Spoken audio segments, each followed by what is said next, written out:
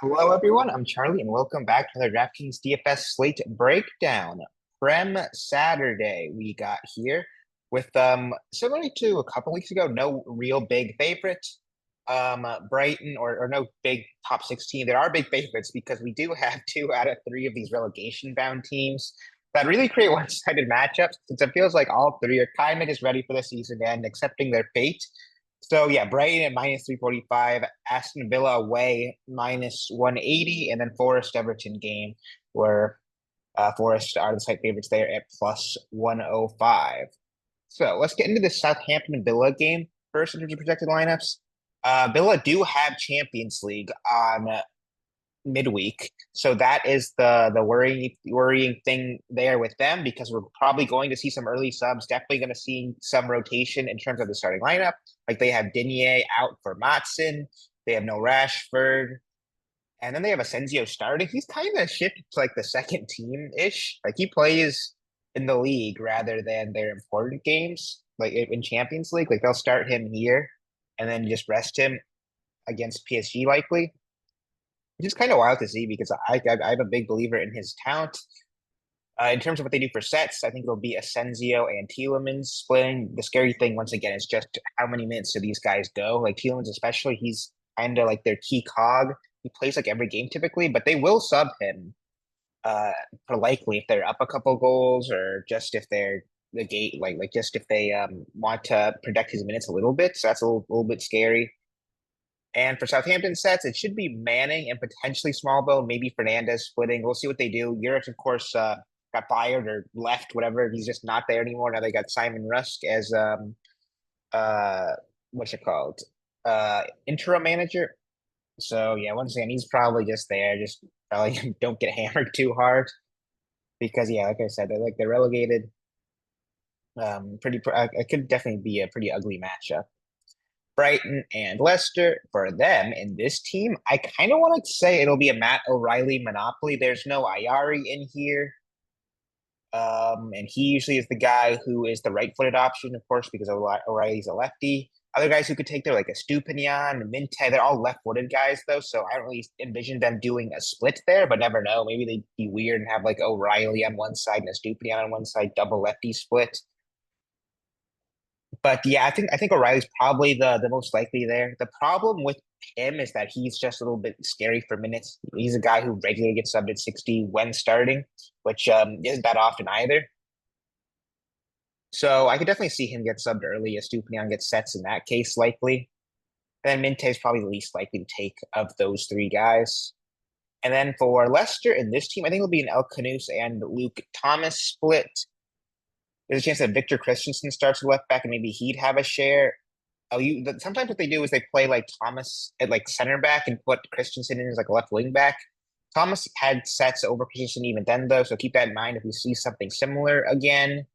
I think it's a pretty good Thomas spot though, considering they have him in a back four, which is pretty rare. He got there last game against Man United, was it? I think it was Man United. I'm pretty sure it was Man United. But they played and he got like 10-4 or something just because he was set piece taking. He played 90 minutes. So yeah, like, I never mind a Luke Thomas play, and he's pretty cheap when we go into prices. Forest and Everton. The thing here is that Belanga is questionable. They have him as out on foot mob. We'll see if that's the case. And if he's not in, it should be an Anderson monopoly. However, one guy I will watch out for is Ramon Sosa. He I don't want to say takes for sure over Anderson, but he typically takes set pieces when he's on the field. So watch out for him. If he starts, it'd probably be over Moreira, who's just another kind of depth attacker they have. I think he also plays wing back sometimes. And then for Everton, it should be Gardner and Harrison. However, the thing with them is that Dwight McNeil is back from injury, came in off the bench last game, and he probably is a big threat to Harrison's minutes. And even if they play them together, he will have sets over Harrison anyway. So that's something to watch out for, especially if he starts. And now let's get into prices. Minte is the big expensive forward at 10,200. I think this is a little bit pricey for him, but he's been pretty solid. Got subbed early last game, which scares me a tiny bit. However, like Brighton are the big favorites here. Like I don't really have a problem with exposure to them by whatever means you can get it. If that's paying up for 10K Minte, sure. Rashford, like I'm scared of these Villa guys just because, like I said, they got Champions League. We're probably going to see early subs there. Same with Ollie Watkins. However, for GPP, I'd say go for it because you're playing them for goal contributions anyway. Just because they have slightly less minutes doesn't mean they can't score in that 60-minute period that they might get. So yeah, like Watkins, Rashford, probably not a cash play for me, but I don't really mind either of them in GPP or even in cash if you just want to risk it. João Pedro at 8,800, he's a little priced up to what he has been, and he's not been in great form. He's been dealing with a little bit of a knock, been playing a lot of the time, and I don't think he's that crazy of a play just because they're playing Leicester. Like I said, like I have no really problems with going to Brighton wherever you can do it. And if you want to choose Pedro to do so, like I said, no issues there. Asensio at 8,200. I'm going to be tempted by this just because, like I said, I really believe in the talent. He probably will get subbed, but he's got 4 goal contributions in 6 games, and he started like 3 of them, which is crazy. He's got more goal contributions than starts. And like they are playing Southampton. I'm gonna be tempted by an Asensio play, despite my concerns for his minutes. Jack Harrison, like I said, I'm scared of McNeil. There's McNeil right there, 8,400. Like one probably gets subbed for the other, no matter which of them actually starts. Was it Lindgren projected? I don't think he was. No, he wasn't. 7K is a little bit pricey for him too, though. Morgan Rogers, like I said, Villa attackers probably getting subbed. Danny Welbeck, I'm kind of super interested in this. His minutes are super weird. He went from like not starting like 5 games straight to playing 90, scored that goal, of course. So I don't really get the sub patterns with Brighton really ever. But just as a 6,400 attacker on the biggest favorite on the slate, I'm tempted by that. I know he's been priced up slightly for what he typically is. But saying that, like he's not going to have a better matchup all season than home Leicester, and all like a likely soon to be relegated Leicester. They may even be down already. I don't think they are quite yet, but they're going down. Let's face it. And I think both that probably has the best goal scoring odds on the whole slate. We're up there, so like 6,400, I could see that as a pretty tempting play. Daniel Malen. The good thing about him is that despite it being just a tough play in terms of minutes. Like 6K could be just worth the risk there. Anyway, got their last game, and if they were to kind of just let their like scrubs play, like let these guys who have no chance of starting in their second leg against PSG play, like Malin's a good candidate to just be that kind of player. They just let him go 90 just because they'd rather make sure they have chances to rest guys who are going to start for sure, like your Tielemans, who else wasn't projected here. Jacob Ramsey probably will start again in Champions League, so they'll probably sub him too. So there's a chance they just let Malen play just because they just don't need rest for him because he's not going to start anyway. So yeah, that's my little bit of a spiel on Malen. I think he could be like one of the more interesting Villa pieces just because cheaper. And if you want to just gamble on whether he gets a chance to play more minutes. Sosa, if he starts at 5,900, I'm probably just playing this.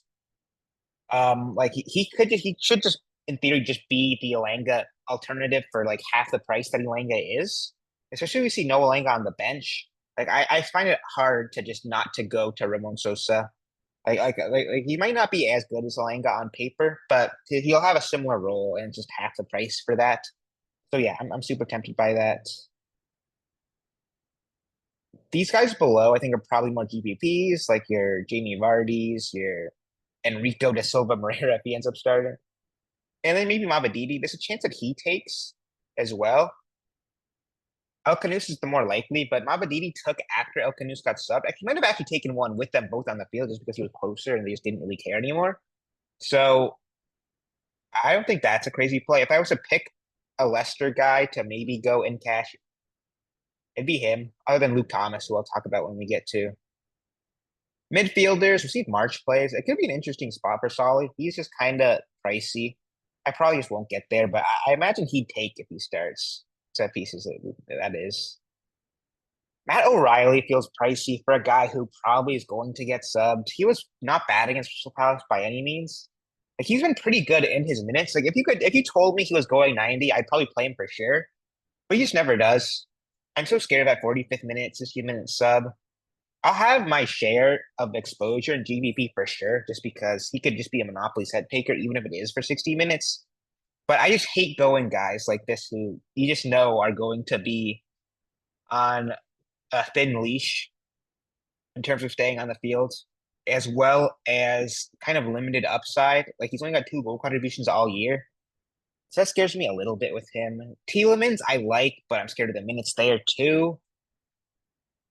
However, if there's no Rashford, like I might just risk it. Like they might just let him play 90 because he plays 90 more often than not. And when he has sets, like he's just a solid play. Like he's good for 10 to 15 usually. He gets a decent amount of goal contributions too, especially if they run a lineup like this. Not like this. If he starts like in the 10 position, like if they have like Ramsey on the bench, put another like sitting midfielder, I'd be even more tempted. Even like as this kind of box to box role, he'll probably play in this team. Like I'll still be kind of tempted to get to Tielemans. After that, like Elliot Anderson, I think is a really good play. If it's this lineup that they have projected specifically, that means no Ramon Sosa, no Ilanga. Like he'll almost certainly have a monopoly in this team, and I think that's super tempting for 6K. Like Sosa, Anderson, I'll be likely playing one of those guys almost for sure in my cash builds. It takes for Nance, I'm just a little scared of losing sets, especially if small bone starts. What a note take could be an interesting QB play. I don't know if he's eligible because he's a lone player, however. It doesn't say whether he can play or not, but I think there's a strong chance that he might not be allowed to play.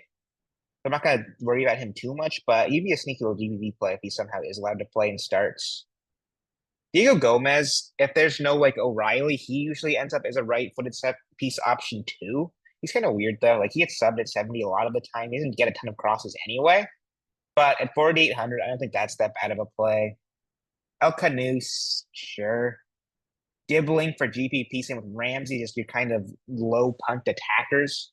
I don't mind that. Same with Sulemana. And then Garuda, if he starts, I think could be super tempting. Maybe he ends up with a share of set pieces. If not, he's a 3K attacker on the best matchup. So I'd really like that if he somehow played. But yeah, those are the midfielders. I don't think there's any true elite options. You're playing like an Asensio there, just in a midfield slot, or maybe going O'Reilly or Tielemans. Like those are kind of like the 3 big guys I kind of like in this position.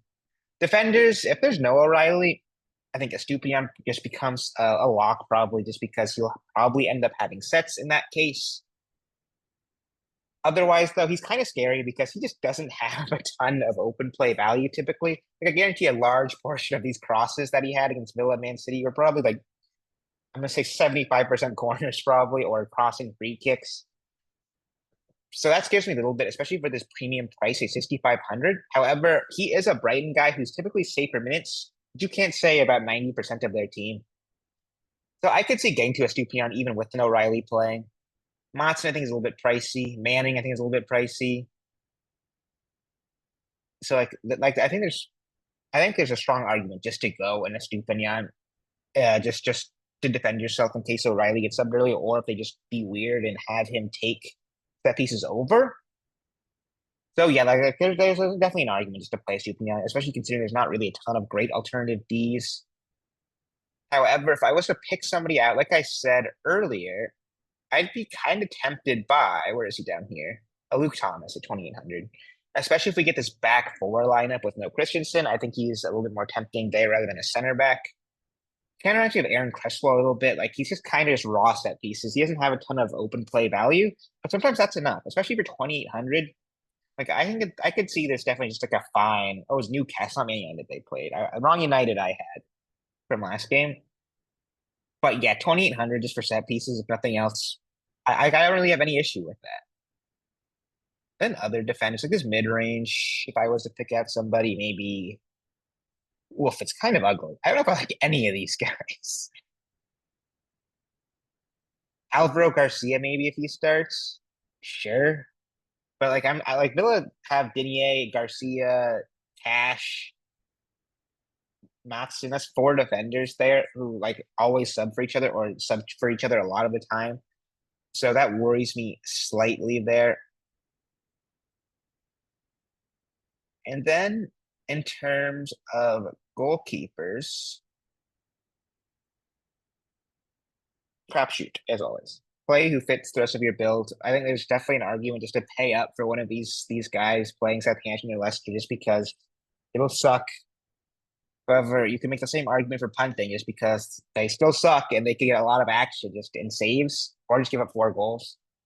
So who knows? It just really depends how a goalkeeper plays on the day. Typically, no real edge there, as I always say. And in terms of a core, it's a tough slate for a core just because we could see a lot of rotation for a lot of these teams. Like Forest, especially, like largely depends who starts for them as a set taker. Brighton, once again, their lineup also fluctuates a lot for sets depending on who's playing. But if I was just to pick safe guys, I probably will end up with it is Estupania. Like I might even go with Matt O'Reilly just because we saw how bad defender is. I could in this and if it's these lineups, I probably go in Elliot Anderson. However, that might be a Sosa depending on who starts. And after that, I could even go like a Luke Thomas in my core or just Tielemans. Like I could see myself doing that. I could see myself also maybe going a Welbeck potential that maybe is a little too risky in cash, but I feel like I'll have some combo of the guys we talked about here on our show today. And as always, if you want to get up to date cores after we have lineups, make sure to get a subscription in the FSI. Get a subscription to the FSI Discord through the website linked below. But yeah, that'll be it. And I'll see you guys for the next one. Peace.